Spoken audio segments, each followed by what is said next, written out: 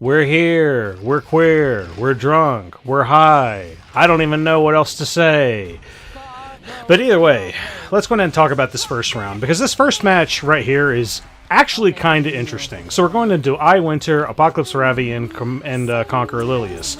So I didn't know if I was going to be first or not, and this, honestly, is something you have a choice of. You can either use Sinful Angelica's S3 now, or you can also hold off on it, because you have your Spirit Eye Celine coming up next, who can then provide the immortality, which is what you want. Because, like, the way that you can look at this right here as, like, a failure on my part is I'm basically wasting one turn of speed buff and attack buff. So, like, now I only have one turn of it for my Spirit Eye Celine.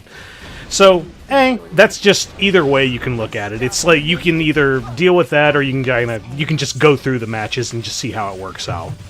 So, in this particular sense, we have Conqueror Lilias only going into Sinful Angelica. She's going to drag either of those two characters in. Winter's not a threat. I have more than enough Effect Resist, and Apocalypse Ravi is also not going to be a threat because, well, I have Immortality. I don't give a shit. Now, you'll also see Yulha up there at the top, just kind of like chilling at the moment. Well, I actually kind of have a plan with her. The thing is, I don't know how this is going to function, because the first goal was kill Conqueror Lilias. Now that she's dead, all we have to worry about is Apocalypse Ravi and Winter. So, because we have Winter there, we can go at any moment, and I'm trying to plan my turns out as best I can to see if I can either get Yulha to die, or if I can look at the CR bar on the left and then make a proper determination for when Winter can go into her while she already has immortality up. Because there's one important factor that you always have to remember anytime you're dealing with Winter shenanigans. Yulha is a really, really good counter to Winter. However, there is one thing that Yulha cannot deal with, and it's what you're going to see right up here in just a second. So, check this out. Winter is going to go into Yulha, but it is not going to actually proc her skill, because the additional damage that is applied on Winter is additional damage. So you can see she's already at like a ludicrously low amount of health, so as soon as she's hit one more time, and she has an immortality up, oh hey, looky there. Now we're able to boost up, and I don't even give a shit if she activates her thing again. So I'm either going to have Yulha kill herself, or I'm going to see if I did enough damage to the Ravi, we got through enough of the Proof of Valor, and Shazam. So now Ravi's dead. Now all we have left is Winter, and I have more than enough ways of dealing with this. For example, we have Spirit Eye Celine, and what is Spirit Eye Celine's Soul Burn? Oh, why, that's extra turn. So even if this right here did not kill, I could still go in again, and I would just utterly dead. But either way, now on to the next round. Now this is something I'm actually getting a little bit annoyed with seeing. So this is a Lilias, Senya, and a Lua, but once again, it's not properly speed-tuned. So I don't know how much damage this could really do, because what you want to do is you want to have Senya go before the Lilias. Because like right here, this is going to do next to near no damage. See, like it just broke a little bit of the barrier. So could you imagine that if she also had attack buff? Not only attack buff, but greater attack buff, how much more damage that would do? That would almost... I am willing to bet you that might have actually killed my Arowell. Possible. I don't know. We could see. But hey, because we've gone through that first round, I have absolutely nothing to worry about. Because right here, I just straight up stripped the Senya. Now the Senya is no longer a threat. So now we're just going to have any and all of the Lua turns go into Edward. That's just going to proc him. That's just more damage going throughout the whole team. And as soon as I kill Lilias, that's one of your biggest DPSs dealt with. Because otherwise, what do you have here? Senya? That's it. Like, Senya is the only actual other damage dealer that you have. And Lua, whenever she doesn't have enough support that's on her team that can, like, really help in terms of doing damage, Lua's not a threat.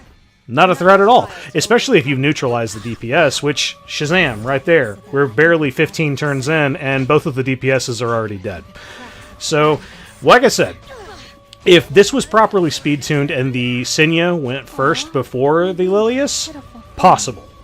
Very, very possible that it would have done a metric fucking shitload of damage. But, I mean, I don't know. I really don't know. That's just how it is. But, I mean, that's usually why I like to run Arowell and Magic Scholar Doris. One, because they're, well, hey, they're kind of important for each other in terms of lore or whatever. But the other big thing that's kind of interesting about them is they're both light units. Because they're both light units, they both get barrier at the start of the turn because Unbound Knight Arowell is an incredibly fucking balanced character. And Magic Scholar Doris is just interesting because you can kind of essentially swap who's tanking whenever you have both of those two units together. It also cannot work out in your favor, though. It's happened to me a few times. But, I mean, that's one thing you can absolutely do. It's, you know, it's lots of fun. Now, speaking of fun, are you ready to see the absolute fucking rip of Senya Choux shenanigans?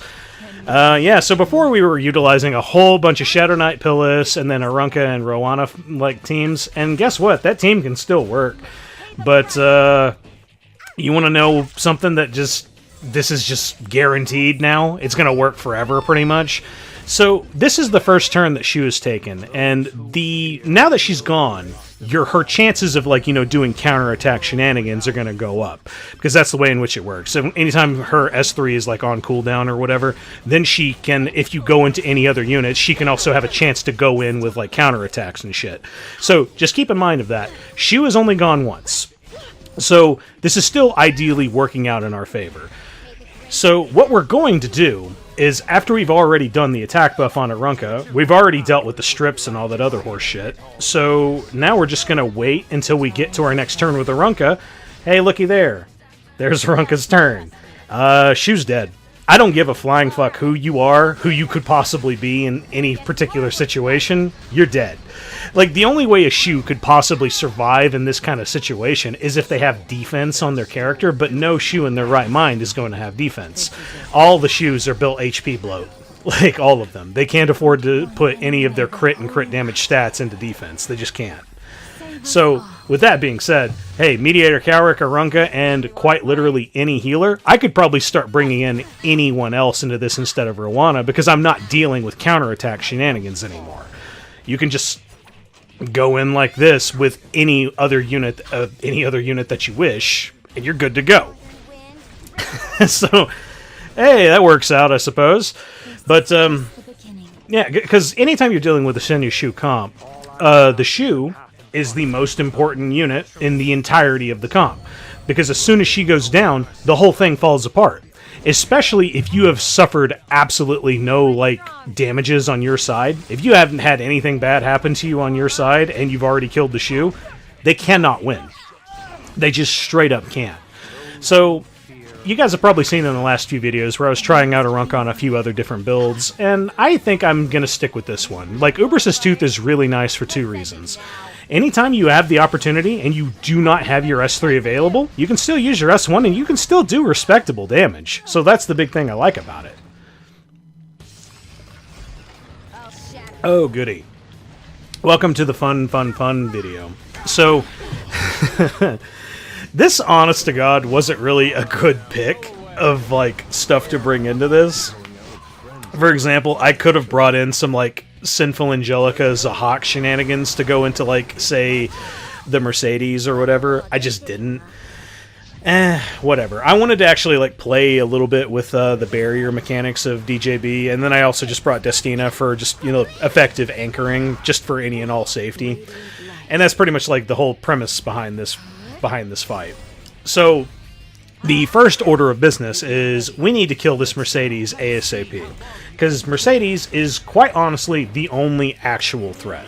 Like, yeah, Rimuru's on the team. Yeah, he's a threat, isn't he? Well, if you have Holy Sack on a Krau and you're, like, you know, you're kind of confident in your damage on your Krau, nah, you really don't have much to worry about. Because just, yo, that's what Krau is really, really meant to do in any of these AI formats, like Guild War, is he is the best unit that can go into Rimuru. The only other units that are really, really good into Rimuru are, honest to God, units like Basar. You know, that guy that we, like, never see anymore, who was a super, super terror several seasons ago? But then it turns out, hey, lol, he's just not fast enough, so he ain't good no more. Now isn't the time to hesitate.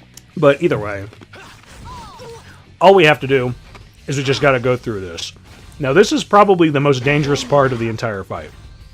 So we got countered, and then we got magic for friends all at the same time. Thankfully, our our heal on ice crystals was just enough to keep us out of the red. So the very next chance that I get on Destina, I'm just going to immediately S3 that shit. I'm way too low, got to get back up. And as soon as we've recovered from this point, yo, we ain't got nothing else to worry about throughout the rest of the fight. Sure, the Mercedes is still alive, but I'm pretty sure that DJB is coming up.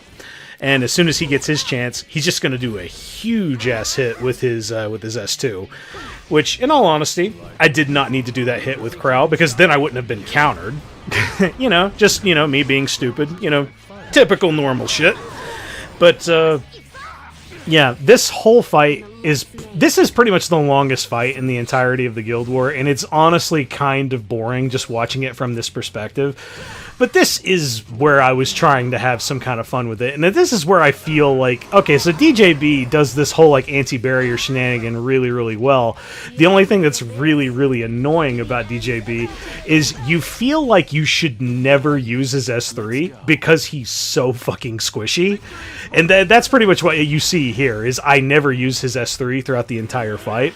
Thankfully, I did enough damage to her, and she took just enough through that barrier that, hey, cool, now Mercedes is gone, and hey, congratulations, we've won the fight.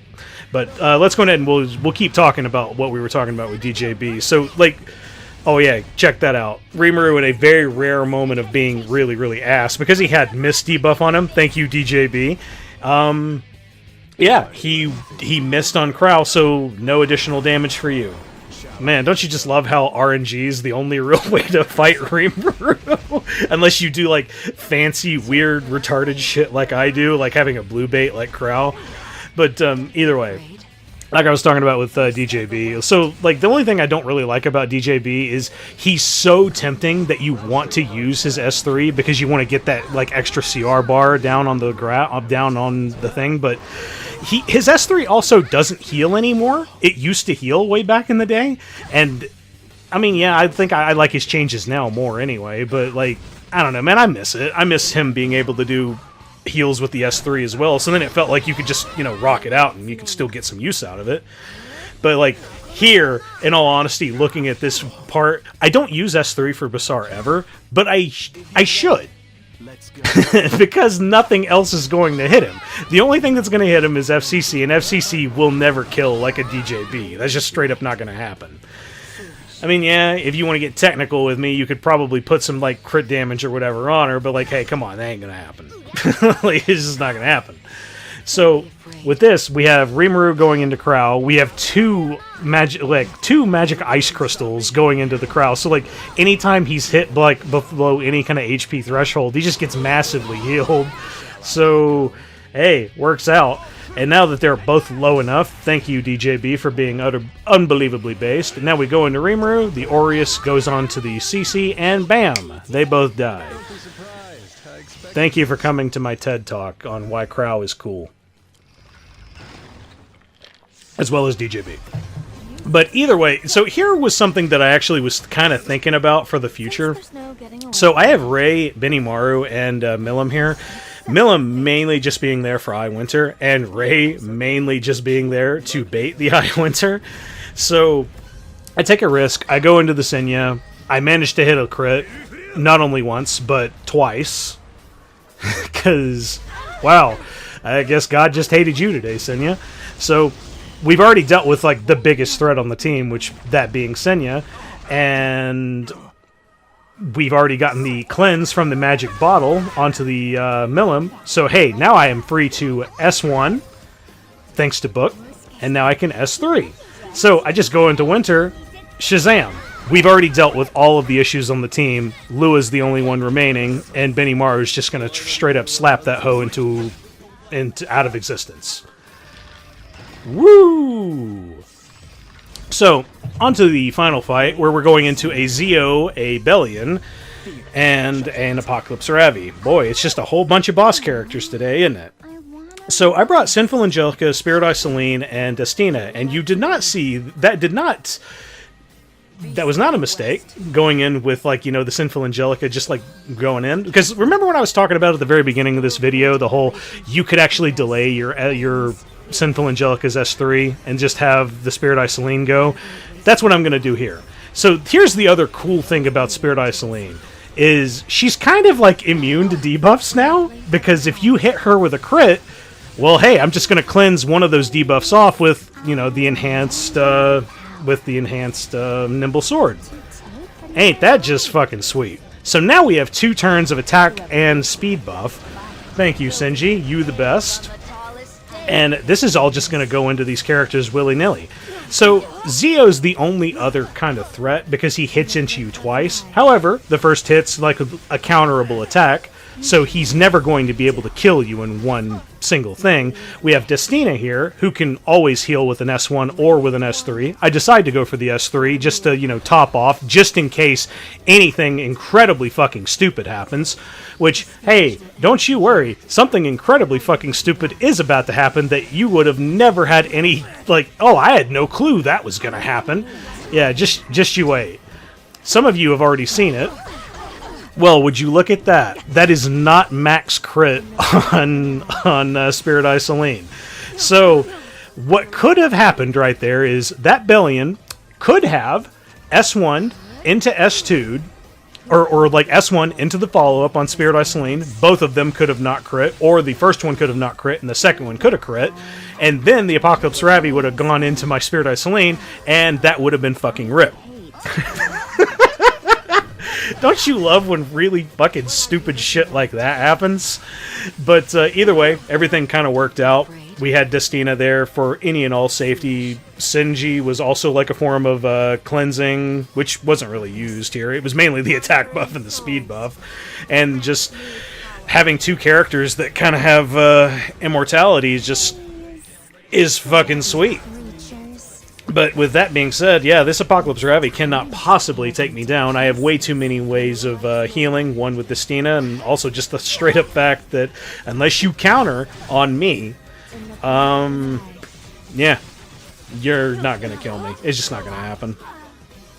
And with that being said, that is this very, very interesting Guild War done. Yay. So, not a whole lot of really, really special stuff here. So the only thing that I even kind of wanted to even talk about was the last match where I was using Ray there, and he was just there as a bait. I almost was considering, what if I build Jekt? Now, to those of you who may or may not know who Jekt is, he is this really, really shitty 3-star healer whose only real premise is he doesn't have non-attack skills, but his only form of healing is when he S3s, gives the whole team speed buff and I think heal buff, and his thing that makes him interesting is his S2, which when you have it molded, it's basically just it's a potion vial. He literally has potion vial built into his kit. So if you have 2 potion vials, that's 2 cleanses. Ooh, ain't that interesting? So I don't know. That's something I was kind of thinking about. Maybe that could be fun to play with here and there. I was just thinking about it mainly for Winter fights. But, Winter hasn't been too much of a hassle yet. I've seen a few instances where Winter is certainly annoying, yes. But, I don't think too much of, oh man, I just straight up can't win because she's there. And also, I don't use Milim enough for, what I think Milim is supposed to be is I think she's supposed to be a lot faster than I am. Because I have her on, a counter set, and she's not even really thick. So I would need to have some kind of damage mitigation to even really use Milim into other stuff. I just kind of hate how Milim is honestly the only answer that we even really have to stealth. I think that's kind of fucking stupid. She's the only one who's actually an answer to stealth units, and the only other answer is just anybody who does AoEs. Those are the only other real answers that you have to stealth units, period. And then, of course, to fight something like Winter, if you wanted to utilize, AoE shit, you would have to be faster than her, which that's not really my style. I should, but, man, I'm lazy. It's, gearing's hard. gearing's just hard. But either way, guys, if you liked this video, which, oh god, you didn't have to, I'd appreciate it if you'd leave a like. It makes me feel good. But if you want to see more of my content, hit subscribe. Later.